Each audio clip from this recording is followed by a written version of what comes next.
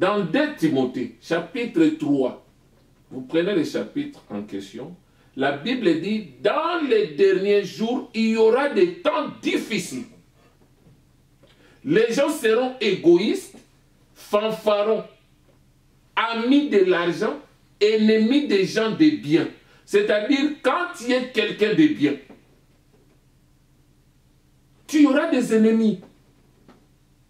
Tu prends l'exemple du président Félix Tshisekedi. Je ne le connais pas, personnellement comme ça. Mais à le voir, même sa façon de faire les choses, tu sens que c'est quelqu'un de bien. Mais la prophétie dit, quand tu es quelqu'un de bien, tu auras beaucoup d'ennemis. C'est comme ça. On ne peut pas changer la prophétie. Aujourd'hui, la situation du monde aujourd'hui sera différente demain.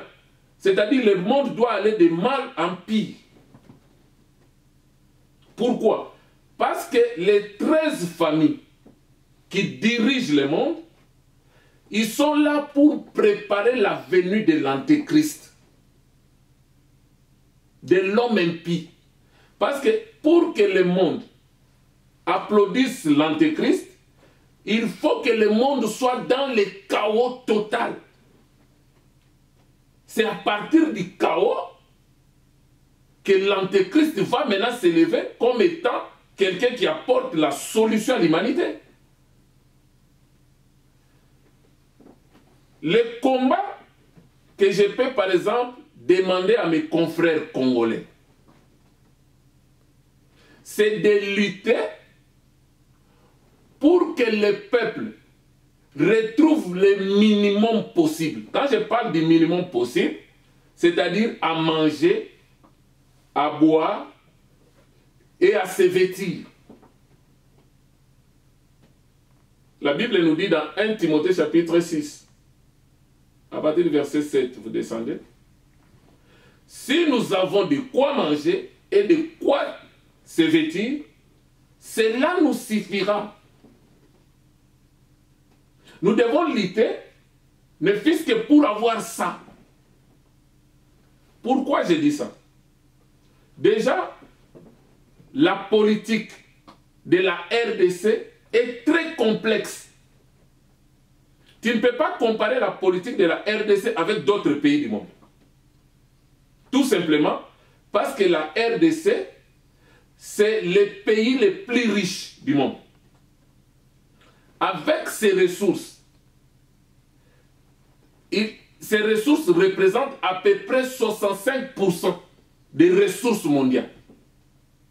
Donc les yeux des Occidentaux sont braqués sur le Congo.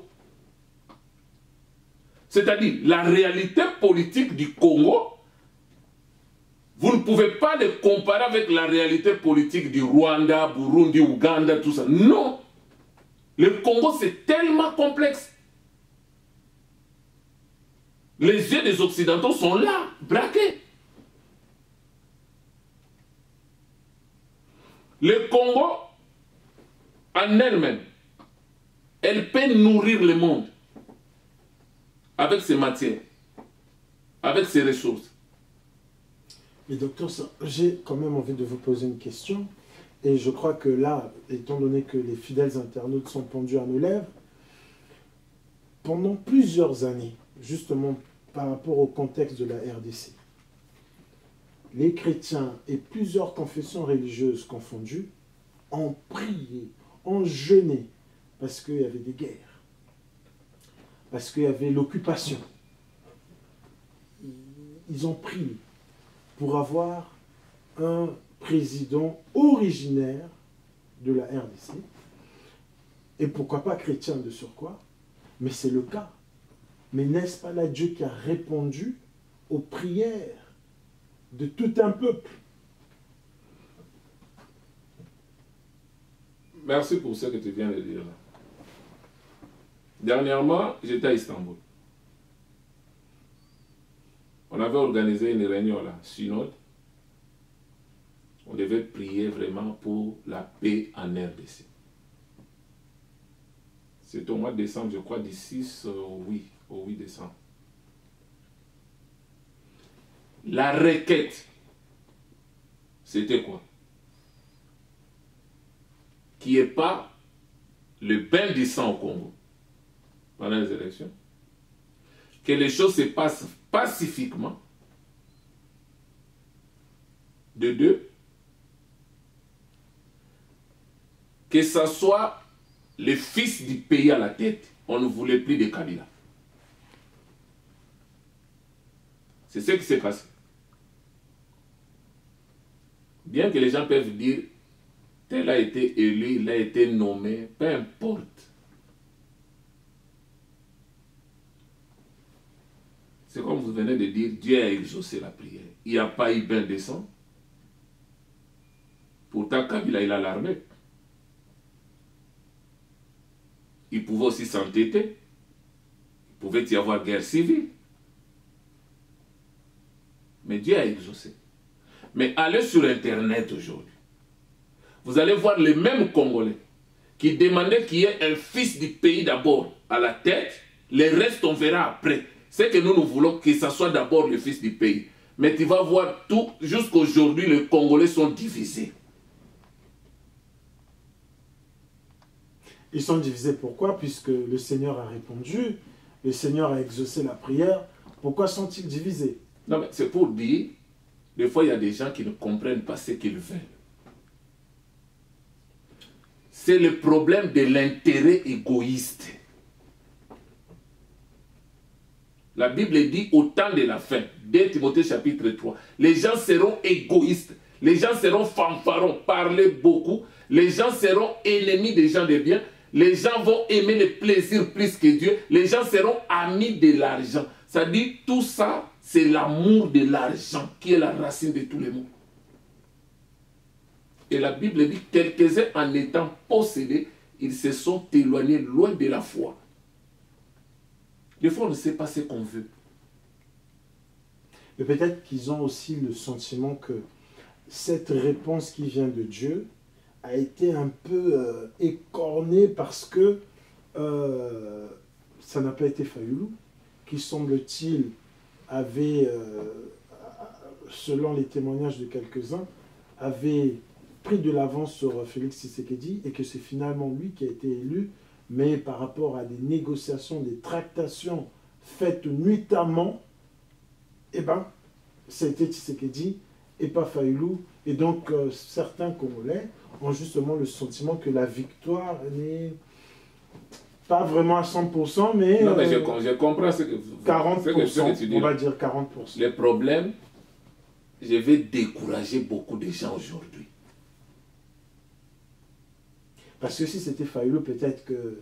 Que ce soit Fayoulou, que ce soit Félix, personne n'est à l'abri de la main occulte des 13 lignées sataniques.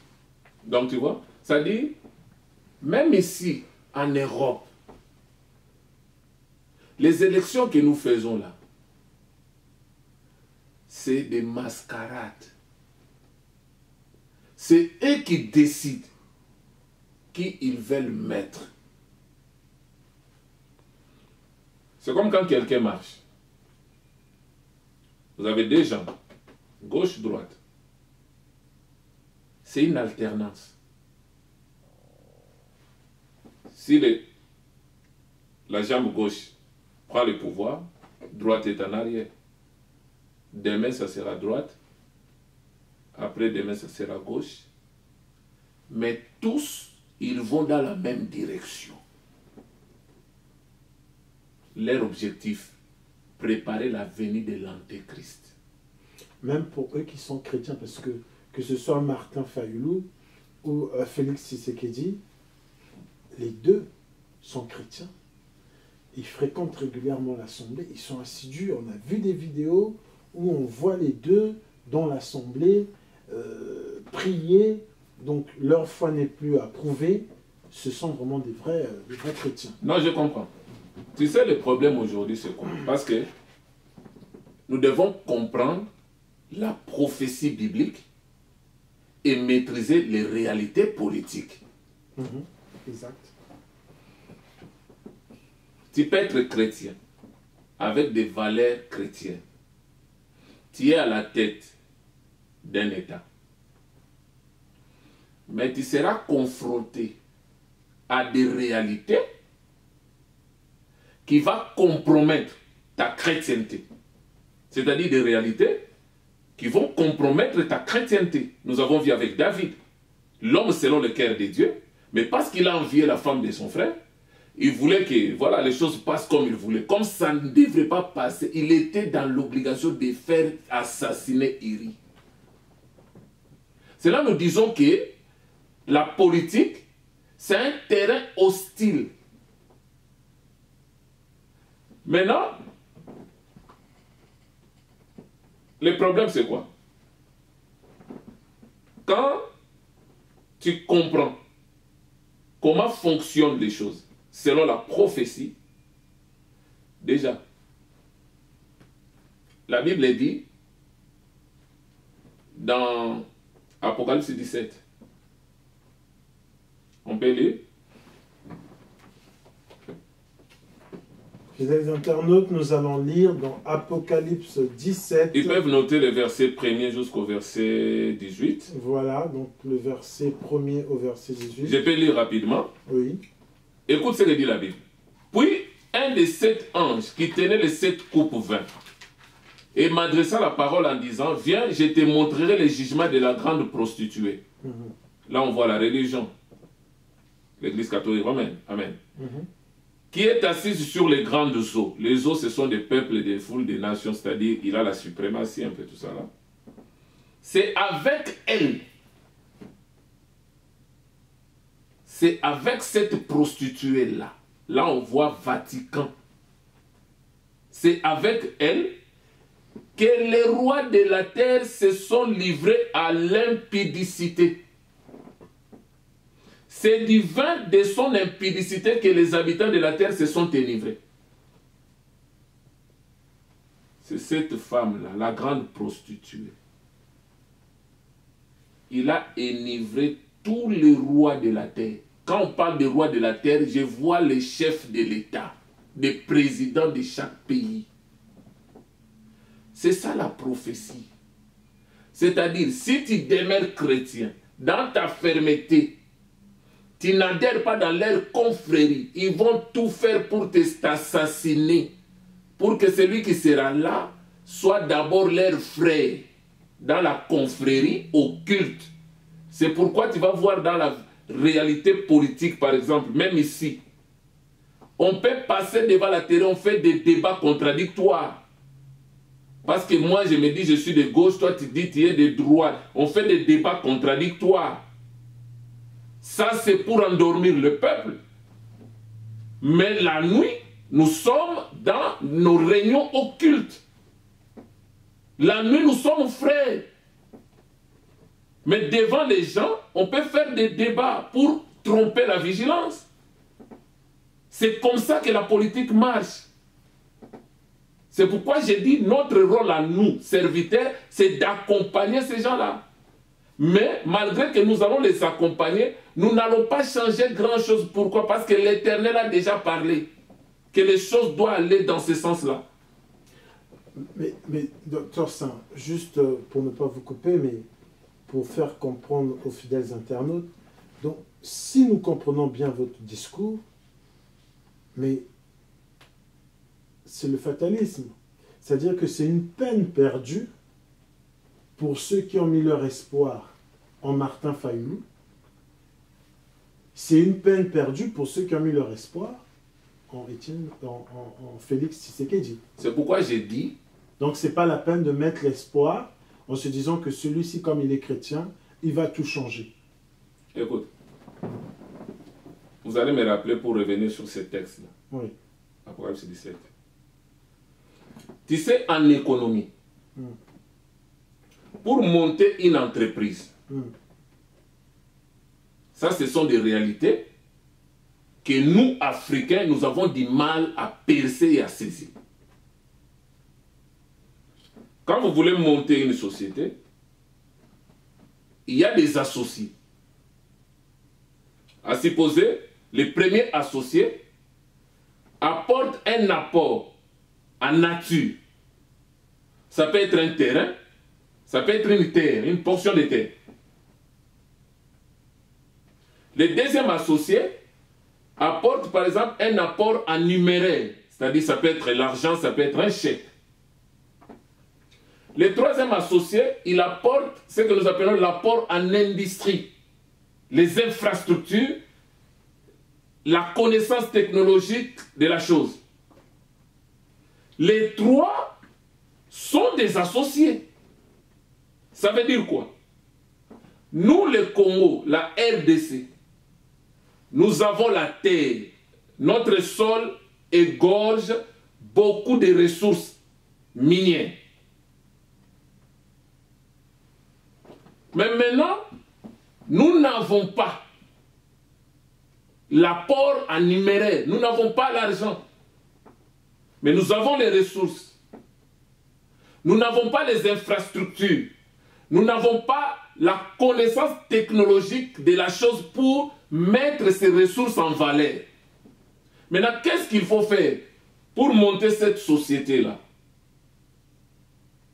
La RDC dit quoi? Moi, je suis le premier associé, je mets ma terre à disposition avec les ressources. Quelqu'un d'autre apporte les moyens financiers, l'apport en numéraire. Ça peut être les Occidentaux. Ils amènent les infrastructures qui vont permettre de travailler ces ressources, de les mettre en valeur, de les vendre et ainsi de suite. Donc, au moment où nous nous sommes associés, on est tous associés. Mais maintenant, notre raisonnement, c'est quoi? C'est nos ressources, c'est nos minéraux qui nous laissent tranquilles.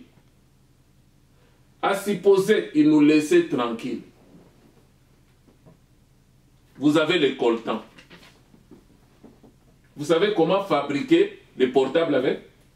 Vous savez comment fabriquer les ordinateurs? Vous savez comment fabriquer toutes ces choses-là? Donc vous aurez besoin des gens qui ont la connaissance technologique. Vous aurez besoin des gens qui ont des infrastructures pour travailler ces matières, les mettre en valeur.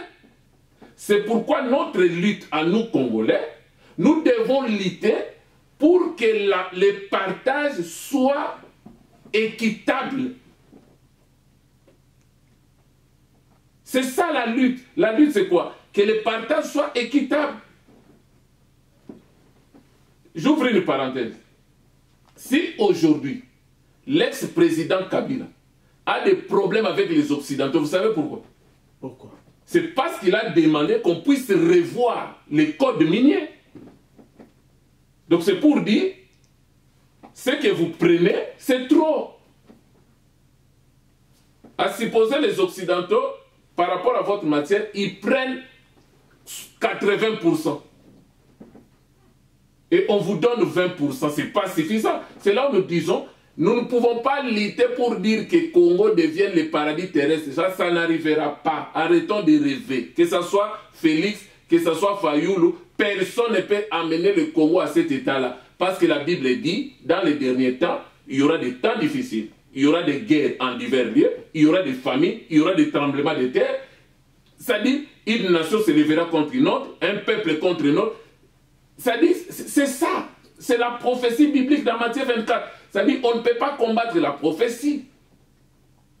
C'est pourquoi j'ai dit la responsabilité aujourd'hui du Congo revient aux hommes de Dieu, qu'ils reprennent conscience de leur rôle, enseigner aux gens, montrer aux gens vraiment comment la prophétie biblique dit, comment les choses vont se faire.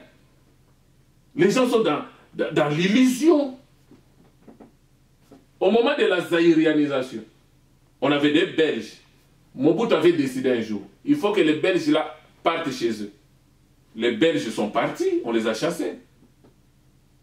Nous sommes restés au Congo avec des machines, des infrastructures, avec nos matières premières. Déjà, les Congolais ne savaient même pas qu'il fallait entretenir les machines, On utilisait les machines, ça commençait à rouiller, il fallait dégraisser, ils ne savaient même pas. Jusqu'à ce que tout était chaos et les pays étaient dans les chaos. Donc, nous devons comprendre la notion de l'association. Nous avons la matière première. C'est notre rapport en nature.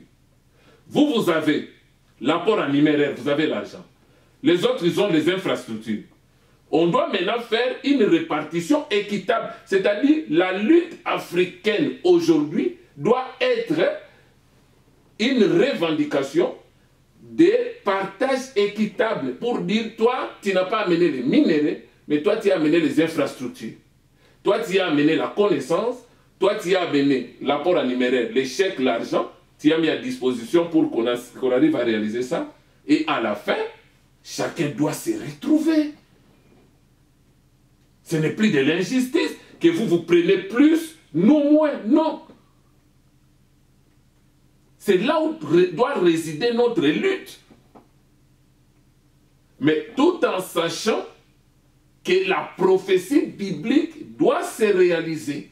Parce que Dieu ne se trompe pas. Jésus a dit ceci. Je vous déclare ces choses d'avance. Pour que quand ça va commencer à arriver, que vous vous souveniez que je vous disais cela. C'est pourquoi les ministres de Dieu doivent vous prêcher l'eschatologie, les discours du temps de la fin.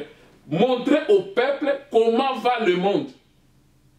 Il y avait un commencement, mais maintenant nous allons vers la fin du monde. Montrer aux gens comment le monde va. Tout ce que nous faisons ici, élection, pas élection, tout ça là, il n'y a rien de concret. Ce sont ces hommes-là qui décident. On va revenir sur notre texte. Apocalypse 17. On dit quoi? Il me transporta en esprit, le verset 3. Dans un désert, j'ai vu une femme assise sur une bête écarlate, pleine de noms de blasphème, ayant 7 têtes et 10 cornes. Déjà, quand on parle de la femme assise sur une bête écarlate, cette bête, c'est la bête de l'Apocalypse 13, le verset 1er, jusqu'au verset 10. C'est l'autorité politique que nous avons dit. Donc, quand nous prenons cette autorité politique, on dit la femme qui a de l'influence sur les rois de la terre. Là, on voit Vatican, assis sur la bête. Maintenant, je vous pose la question. Entre les chevals et les cavaliers, qui dirige qui? C'est les cavaliers. Donc, c'est cette femme qui dirige, qui dicte. Pourquoi aujourd'hui, quelqu'un qui est nommé président, il doit aller faire allégeance au pape, au Vatican? Pourquoi? Tu dois aller là-bas. C'est comme ça. Mais des fois, il y a des choses que nous voyons, mais nous ne comprenons pas que c'est déjà biblique, c'est déjà écrit. Nous devons maintenant apprendre aux enfants de Dieu de comprendre ces choses. C'est-à-dire, ça aurait été mieux si ce sont des païens, des gens qui ne connaissent pas la prophétie biblique, qui sont en train de se déchirer pour Fayoulou, pour Félix, pour Tshisekedi, pour Kabila, sont en train de se tirailler. Ça dit quelque part, on saura que voilà, c'est parce qu'ils ne connaissent pas la prophétie. Voilà pourquoi ils se déchirent entre eux. Cette histoire de Fayoulou, moi ça m'a surpris. J'ai vu combien de serviteurs qui se disent serviteurs de Dieu déchirés, parce que moi je suis de telle région, telle et de telle région, parce que celui qui est de notre région n'est pas passé, donc il ne peut pas accepter l'autre. Ça dit, il y a des tiraillements.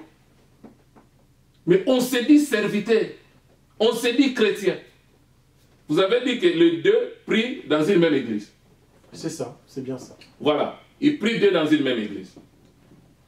Mais imagine-toi, on nous enseigne quoi? L'amour dans l'église. Mais maintenant, quand je prends l'amour, j'ai défini l'amour selon 1 Corinthiens 13, à partir du premier verset jusqu'au verset 13. La Bible dit, l'amour est désintéressé. L'amour ne vise pas son propre intérêt. L'amour n'en vit point, l'amour ne convoitise point. L'amour ne s'invente point d'orgueil et ne s'enfle point d'orgueil. Mais maintenant, pourquoi je ne peux pas dire j'ai l'amour, l'amour est désintéressé, je ne dois pas viser mon propre intérêt. Tu vois l'histoire des deux femmes qui disputaient l'enfant. Il y a une qui couchait sur l'enfant, l'enfant est mort. Quand Salomon a dit, amenez l'épée. Salomon n'avait pas l'intention de déchirer l'enfant en deux. L'épée qu'il a demandé, c'est l'image de la parole. Selon Hébreux 4, le verset 12. La parole est comme une épée, tout ça qui juge les pensées, les sentiments du cœur. Il dit, on va partager l'enfant en deux. La fausse mère a dit quoi? Coupez-la en deux. Mais la vraie mère, elle a dit, mais non. Je préfère voir mon enfant vivant, mais entre la main d'une autre maman. Ne la déchire pas. C'est comme Congo est là. C'est cet enfant. Maintenant, vous êtes deux. Maintenant, si celle qui a couché sur l'enfant qui était mort a supposé comme les gens de l'Amouka disent, c'est Félix qui n'est pas la vraie mère. Mais maintenant, vous, de l'Amouka, qu'est-ce que vous allez dire? Que le Congo soit déchiré, soit coupé en deux? Ou vous allez dire, c'est pas grave. Nous sommes des frères, comme lui. Il déclare que c'est son enfant. Moi, je sais que c'est ma victoire. Mais je préfère, pour qu'il y ait l'unité, pour qu'il y ait la paix, qui gouverne. Et nous sommes là pour les soutenir. On n'est pas là pour que l'enfant soit déchiré en deux. Bon, je reviens un peu sur les textes là. On dit, au verset 6, l'Apocalypse 17, « J'ai vu cette femme ivre de sang des saints et du sang des témoins de Jésus. » Donc c'est pour dire, cette femme, cette église apostate a pour mission de tuer, d'assassiner des vrais chrétiens.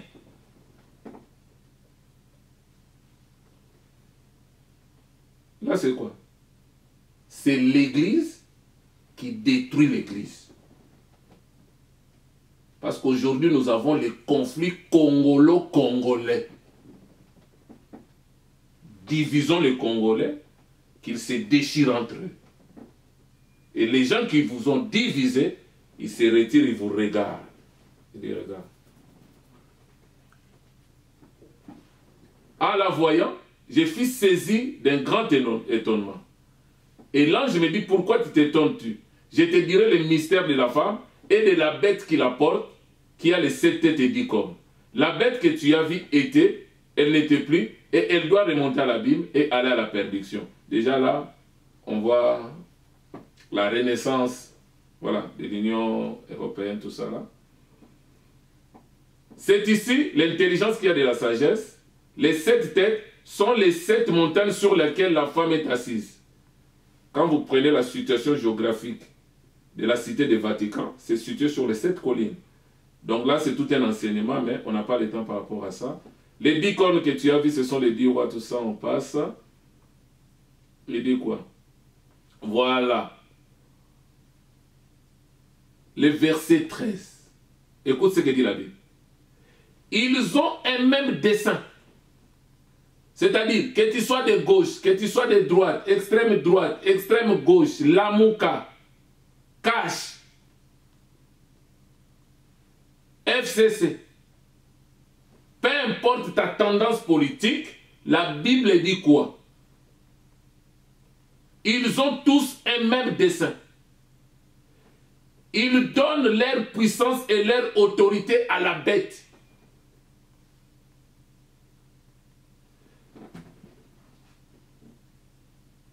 Et il dit, ils combattront contre l'agneau et l'agneau les vaincra parce qu'il est le Seigneur des seigneurs, le roi des rois. Les appelés, les élus, les fidèles qui les ont, les vaincront aussi. Amen, amen.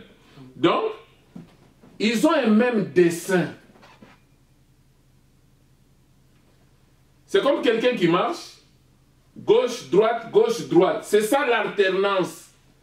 Mais ils vont dans la même direction, ils ont les mêmes objectifs. Pourquoi, par exemple, Marine Le Pen, le Rassemblement national, hein? C'est le plus grand, Rassemblement national. Pourquoi ils disent que quand elle sera élue, la première des choses, elle fera sortir la France de l'Union européenne? Pourquoi? Parce qu'elle sait que quand il adhère dans l'Union, c'est-à-dire, vous avez perdu votre souveraineté, vous avez perdu votre autorité, vous avez perdu votre puissance. C'est l'Union qui décide à votre place. La politique va dans ce sens-là. Mais maintenant, comme eux, ils se sont ligués déjà, ils ont leur projet, et ils veulent l'amener à bout. Tout gouvernement, partout dans le monde, qu'eux ne reconnaissent pas, sont jugés hostiles. Ils feront tout, soit tu changes, tu acceptes leurs exigences, on te laisse en paix. Si tu refuses, on fera tout pour t'écarter et placer les pions là. Prenons l'exemple de Kadhafi. Il a lutté pour la liberté du peuple africain. Mais au moment où on voulait l'éliminer, quel est le président africain qui s'est levé pour défendre Kadhafi? Personne. Chacun voit son pouvoir. Si je me lève, je serai indexé, je vais sauter. C'est clair et net.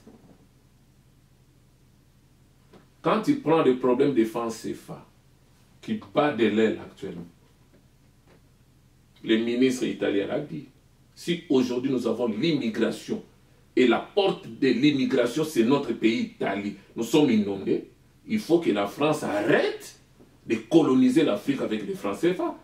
Donc c'est pour dire quoi? Qu'ils laissent quand même en Afrique leur liberté, leur indépendance. Comme ça, quand les choses seront mieux, les Africains ne vont pas immigrer ici. Mais le ministre italien l'a dit. Mais dis-moi, quel est le président africain qui est membre de France CFA qui a soulevé la tête? Personne. C'est-à-dire chacun regarde son pouvoir. C'est l'égoïsme. Il voit ses propres intérêts. Et si quelqu'un s'élève et que les autres ne s'élèvent pas, en ordre dispersé, on va couper la tête, c'est bon. Donc c'est pour dire, les gens doivent comprendre la prophétie biblique. La Bible dit, n'aimez point le monde, ni les choses qui sont dans le monde. Dans 1 Jean 5, 19, la Bible dit, le monde entier est sous la puissance du malin. C'est le diable qui règne sur cette terre. Il dit à Jésus dans Luc 4, la gloire de ces royaumes, la puissance de ces royaumes, les succès de ces royaumes, la puissance de ces royaumes, je les donne à qui je veux, à une seule condition, que la personne m'adore. C'est-à-dire que la personne vende son âme pour régner ici sur la terre. Maintenant, Jésus disait quoi? Mon royaume n'est pas de ce monde. Il dit, si mon royaume était de ce monde, je demanderai à mon Père, il enverra des légions des anges pour me défendre. Maintenant, toi, tu vas me dire que les serviteurs de Dieu sont là pour faire la politique. Non. Nous sommes là pour accompagner les politiques. Tu peux être conseiller d'un ministre. Tu peux être conseiller d'un chef de l'État. Tu peux être intendant. Tu peux être comme ça. Mais pendant que tu joues ce rôle-là, il faut savoir que les païens, là, bien qu'il est dans l'occultisme, il est en train de t'observer. S'il voit en toi la sagesse supérieure, la connaissance supérieure, il voit en toi l'honnêteté, la transparence, vous allez les gagner. Mais s'il voit, toi aussi, on t'a confié des responsabilités, tu commences aussi à voler comme les autres. tu es malhonnête comme les autres. Mais non, ça ne marchera pas. Ça ne marchera pas. On peut évoquer Daniel, Shadrach, Meshach, Abednego. Ces gens, ils étaient honnêtes. On peut évoquer Joseph. C'était des gens qui étaient honnêtes. Devant la femme de Potiphar, il n'a pas cédé. C'était des gens qui avaient la crainte de Dieu. Mais des fois, quand nous évoquons des cas comme ça, mais quand on regarde notre vie nous-mêmes, déjà là, c'est compliqué. Mais maintenant, tu prends ces gens-là comme des modèles pour dire tu veux faire la politique. Non. Ce qu'il faut comprendre, le sacerdoce est au-dessus de la politique. Un ministre de Dieu, il est supérieur aux politiciens. C'est pourquoi s'il faut même prier pour un politicien, tu lui dis de s'agenouiller. Tu pries pour lui, parce que toi tu es supérieur. David a tué Uri. Et qu'est-ce que Dieu a dit? L'épée ne s'éloignera pas de ta famille. Pour un seul meurtre. C'est pourquoi les politiciens doivent faire attention. Les politiciens qui tuent les gens. On peut dire, mais ce n'est pas David qui l'a tué comme ça, mais il a chargé les gens pour les tuer. Mais si toi, tu tues des milliers de gens, sache que l'épée de l'Éternel ne s'éloignera pas de ta famille. Regarde les dictateurs dans le monde, les gens qui ont maltraité le peuple, les gens qui ont détruit le peuple, leur fin. Et regarde aussi leur famille, des générations. C'est compliqué. Tu sais, celui qui avait pris la femme de toutes les femmes de David publiquement, c'était Absalom, son propre fils. Donc c'est pour dire, c'est-à-dire, évitons de faire du mal. Évitons de tuer les gens. Ayons de l'amour, de la compassion les uns vers les autres. C'est à nous l'Église, d'enseigner ces choses et de vivre ces choses. Quand les politiciens vont voir cette honnêteté-là, lis-moi Ecclésiaste 2, 26. Peut-être on peut acheminer vers la fin par rapport à ces versets-là. Ecclésiaste 2, le verset 26. Alors, bien-aimés dans le Seigneur, nous allons lire Ecclésiaste chapitre 2, verset 26. Verset 26. Oui, à l'homme qui lui est agréable, il donne la sagesse, la connaissance et la joie. Mais aux pécheurs, il réserve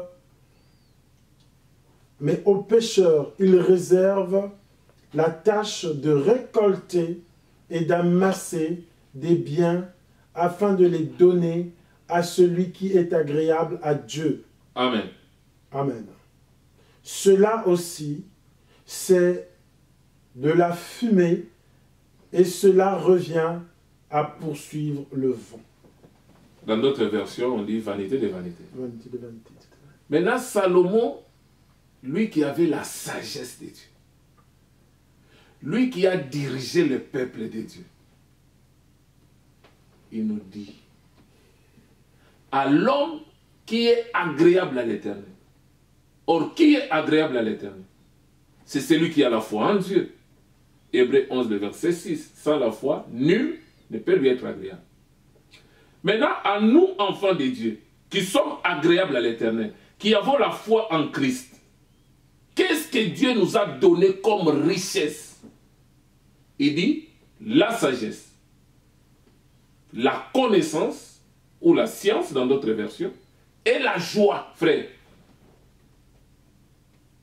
L'argent ne donne pas la joie. L'argent ne donne pas le bonheur, mais l'argent procure le plaisir, pas le bonheur. Mais nous, Dieu nous a donné la joie, la connaissance et la sagesse. Mais la Bible dit, aux pécheurs, aux gens qui ne connaissent pas Dieu, qu'est-ce que Dieu a dit? Il leur a donné la force, les soins d'amasser toute la richesse sur la terre. Ce n'est pas à nous d'amasser. Dans Matthieu 5, la Bible dit quoi? N'amassez pas des trésors sur la terre, où les voleurs, l'atteignent, la rue peuvent détruire et voler. Mais amassez-vous au contraire les trésors au ciel. Mais les gens du monde doivent amasser les trésors sur la terre. Mais la Bible dit quoi? Pour donner à ceux qui me sont agréables. C'est eux qui travaillent pour nous. C'est eux qui travaillent pour nous. Et à la fin, il dit tout ça là. Vanité de vanité poursuit devant. Regarde les stars. Ils ont vendu leur âme à Satan. C'est bien. Ils ont des avions, ils ont des jets, ils ont des comptes à banque, ils ont des belles voitures, ils ont tout, tout, tout. Quand ils passent, les paparazzis suivent, tuent des photos. Mais ils n'ont pas la paix. Ils n'ont pas la joie. Ils sont visités par les démons matin, midi, soir. Mais ils comprennent déjà, nous nous sommes engagés dans quelque chose, un chemin sans retour. Et quand tu prends la décision de quitter, il y aura des représailles. Ils vont finir mal.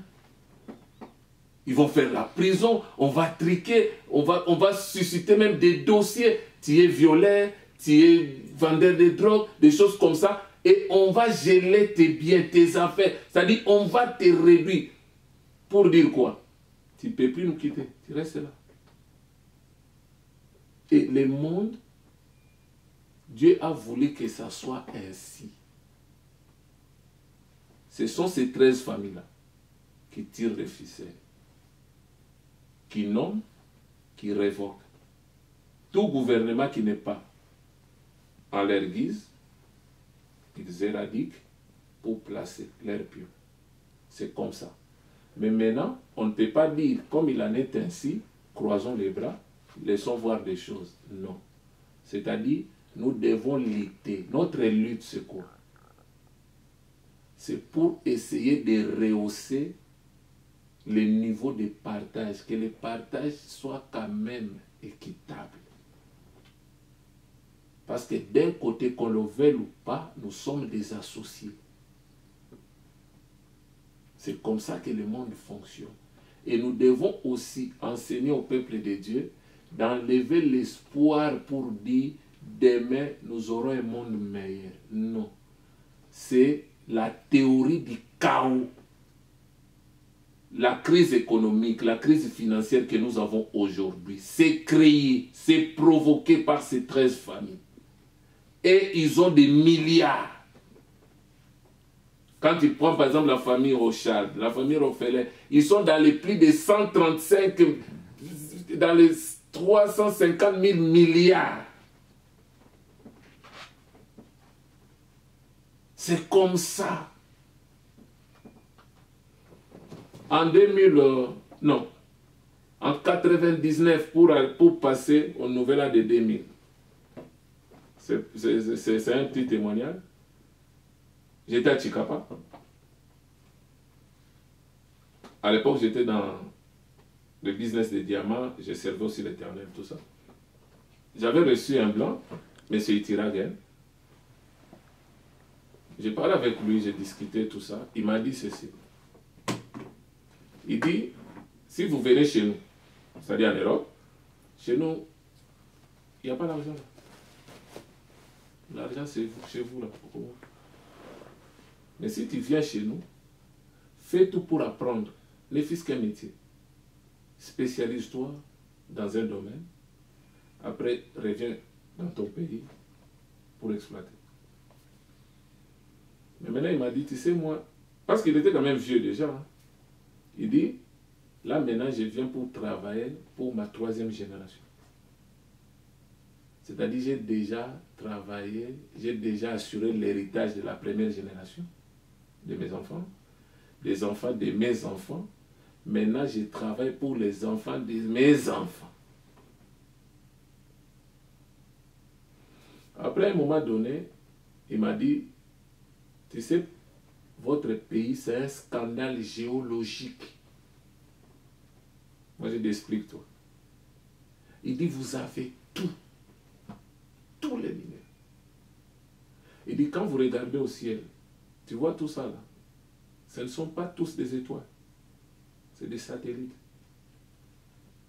Ils sont braqués.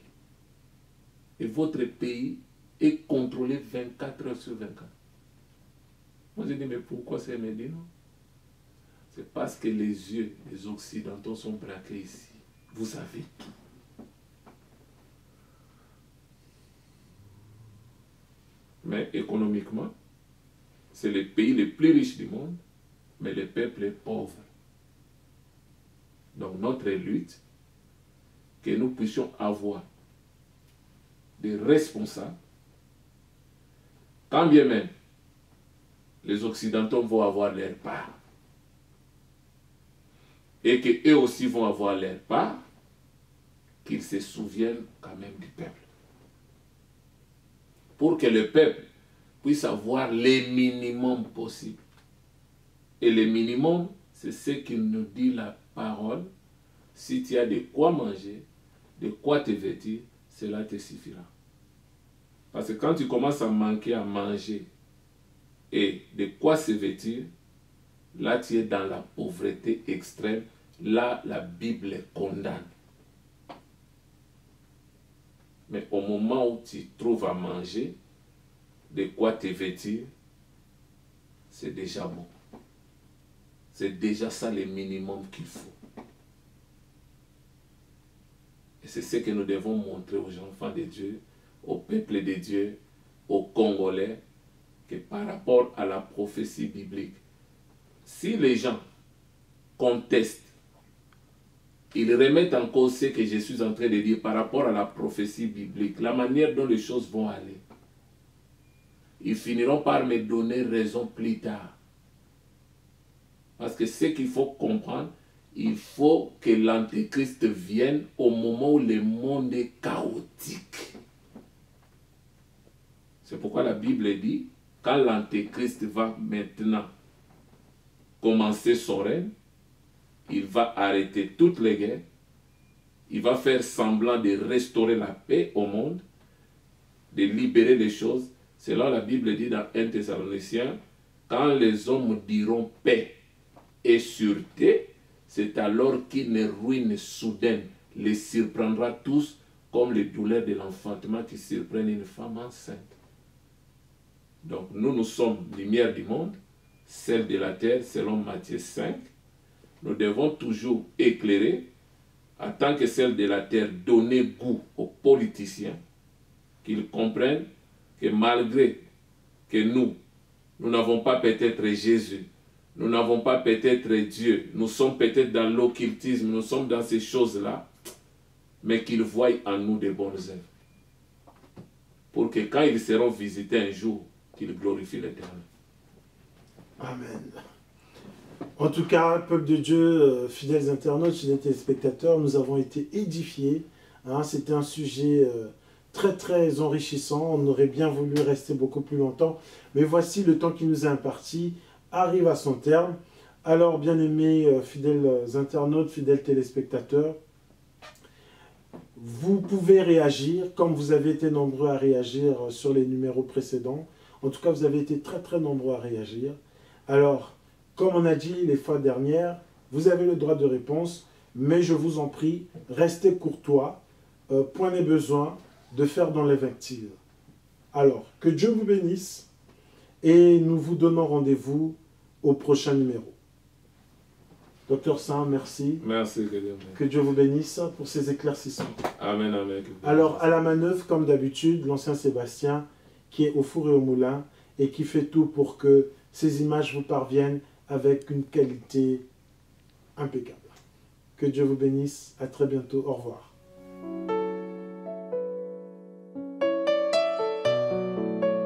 Mmh.